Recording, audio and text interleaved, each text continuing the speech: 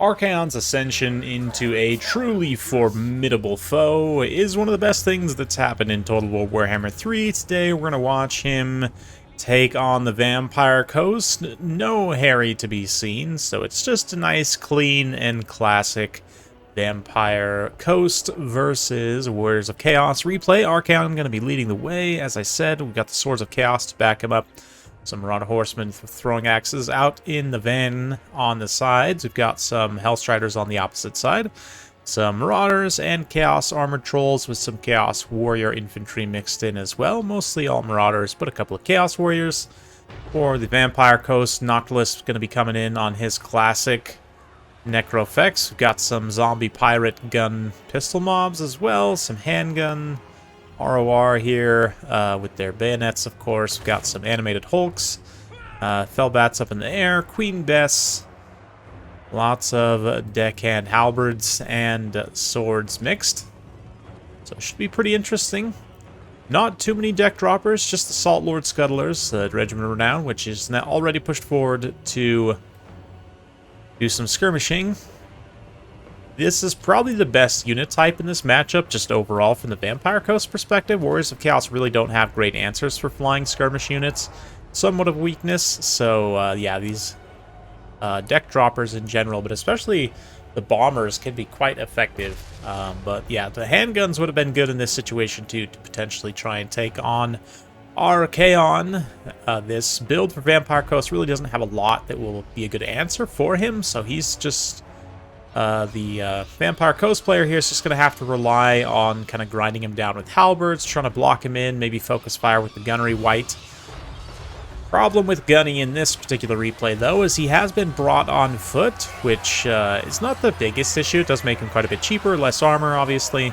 But the big problem with it is that he is not as highly elevated, right? So when he's up on the crab, as we see a nice burning head start to rip through this front line from Archaon, he actually has a little bit better line of sight because he's taller, right? He can actually see up and over.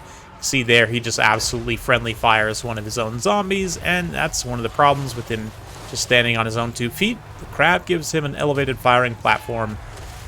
But speaking of elevated firing platform here, Archaon's going to jump on this one and start to use his flaming sword to dismantle this walking, rotting ship.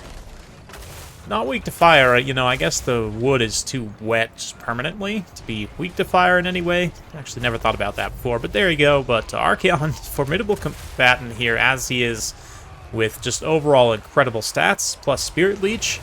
It's more than a match for Noctilus, so Noctilus going to pull up some zombie pirate summons. You can see how Gunny kind of closed the distance there as he's trying to get line of sight on Archaon.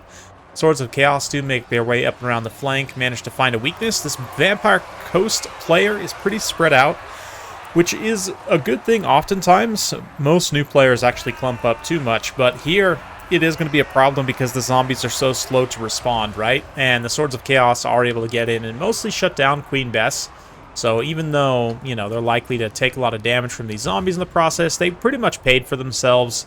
Not quite, but a good amount of their value at least, in just taking out Queen Bess right there. So that was pretty solid. Meanwhile, Archaon continues to grind. We've got the trolls punching through, and the Chaos player here kind of patiently approaching, not wanting to overcommit too hard in any one vicinity. But, yeah, the Salt Lord Scuttlers used up most of their ammunition at this point and are now moving back. I think we're going to see a refill from the gunnery white, but let's get in close as the Swords of Chaos get close to their leader, collapse in on Archaon's position, try and take out some more of these zombies. They are going to have a pretty tough time in general, just with the numbers of zombie halberds here. Once the zombies actually collapse effectively and are able to trap them in, but it does take quite a bit of time for the zombies to do so. And yeah, Salt Lord Scuttlers did get their ammo refilled. We're now going to be throwing their bombs into the Swords of Chaos, most likely. Or those Armored Chaos Trolls. The bombs actually technically deal fire damage, so they are very good against the Armored Chaos Trolls. Can be, at least. But you could also just leave them to die to all those cheap halberds, which is definitely a valid option. Meanwhile, we've got some animated Hulks getting jumped by Hellstriders in a nice hammer and anvil here. Really nice hammer and anvil with those Chaos Warriors. So starting to shut down some of this peripheral action for the coast. But yeah, man, those bombs, even against this Warhound unit, as they're all bunched up, it hits a lot of their models all at once. They don't have a lot of HP to give, so they end up getting routed off by that. And Warrior's build is surprisingly thin, but Archaon really doesn't care too much. He's just trying to cut his way through hundreds of zombies, keep getting at Noctilus. Noctilus is screening okay, though. It could be screening a little bit better, but certainly Vampire Coast gives you plenty of survivability with its healing. He himself having the hunger, I believe. No, does he not get access to it on this mount? Anyway, of course, he just has your passive, or actives, rather, from Lore of Nehek, or Invocation of Nehek, rather, and Curse of Undeath. Lore attributes, so should be able to heal himself up, no problem. The Warriors of Chaos Infantry still has not been able to connect. Another refill on the Salt Lord Scuttlers, and they're ready to come out and finish off this Chaos Warrior infantry unit, not allow them to get in range to actually support Archaon, but Archaon, the Chad he is just going to continue grinding it out here. Hundreds and hundreds of zombie pole arms and whatnot can't help stop him. Got some Marauders in here as well, obviously. Nice burning head there. And Archaon's going to be getting probably some pretty high kill totals. Only 96 so far. That kind of surprises me, actually, given the burning heads with almost 3,000 damage value. So, yeah, definitely been knocking down Noctilus, which is a super important thing to do, obviously. Killing undead leadership is even more important than killing leadership regularly, which is saying something, since it's obviously already a very important aspect of Total War. In multiplayer, at least, taking out your enemy's general has long been a great path to success. But here, especially with undead relying quite a bit on their leader's magic and their like morale support, and of course, most undead characters pretty expensive and powerful as well, or undead lords at least. So Archaon finds another lane after he swipes down Gunny. It's going to charge once again, just stabs right in the crotch of the Necro-Effects Colossus. Absolutely a great shot. Very accurate, Archaon.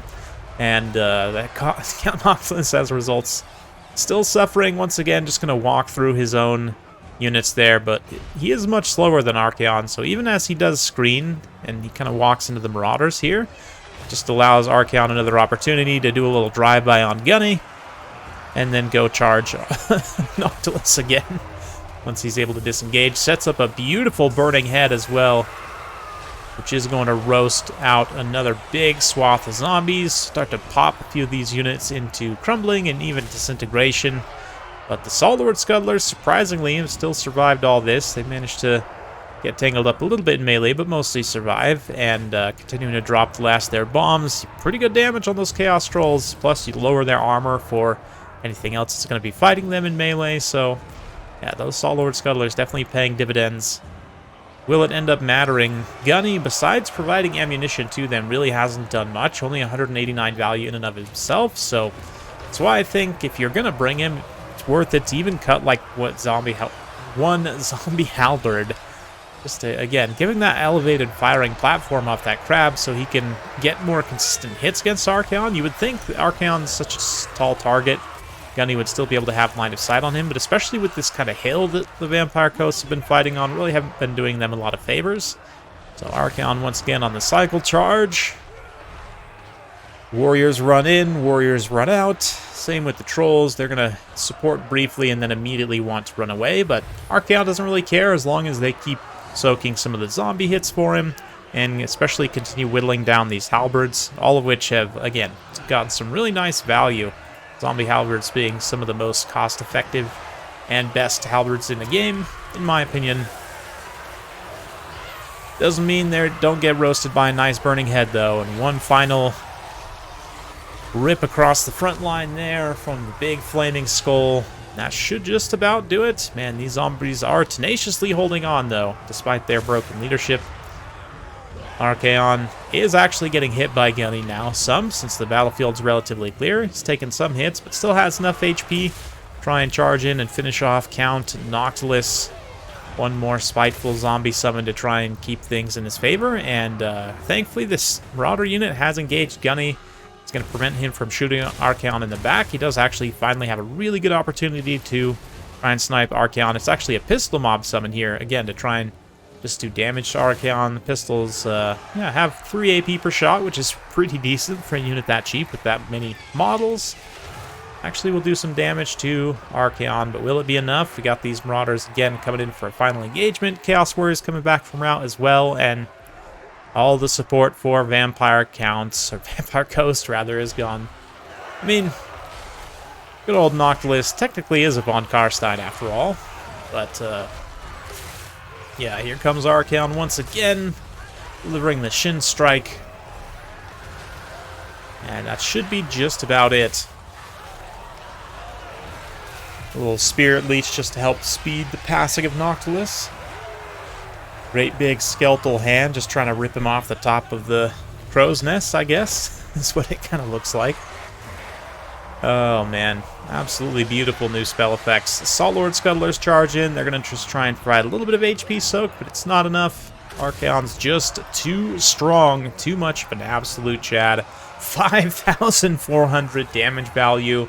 I mean, to say that Archaon carried this battle absolutely is not a stretch. We can take a look at the rest of the values here as the battle kind of ties up, but yeah, I mean, the Chaos Trolls are going to get some high numbers of kills. They managed to get through a lot of chaff, managed to tank a lot of damage as well, which are both are important things, but pure value-wise, they can't hold a candle to Archaon, and in fact, most other units here aren't going to pay for themselves, strictly based on value.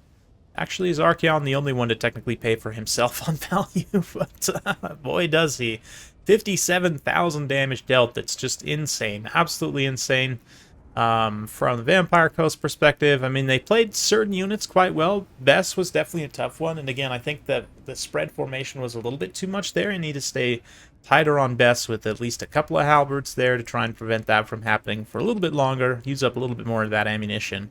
Because that sort of late game support, right, with the few remaining infantry that were left, those infantry had been blasted by Queen Bess a little bit more over the course of the game. Might have turned out differently. Likewise, Gunnery Y also needs to be on a crab. You can cut whatever unit you want from this to make it happen, but I would definitely recommend doing so. Even if it's just for the elevated firing platform, but it, again, gives them benefits of extra armor, armor-piercing damage in melee, splash attacks, everything else. So yeah, pretty good battle. Very much enjoyed it. Hopefully you guys did as well. If you do like this sort of content, be sure to like, subscribe, hit that bell notification button. Every time I upload a new video, you'll be notified. Thanks again. We'll see you next time.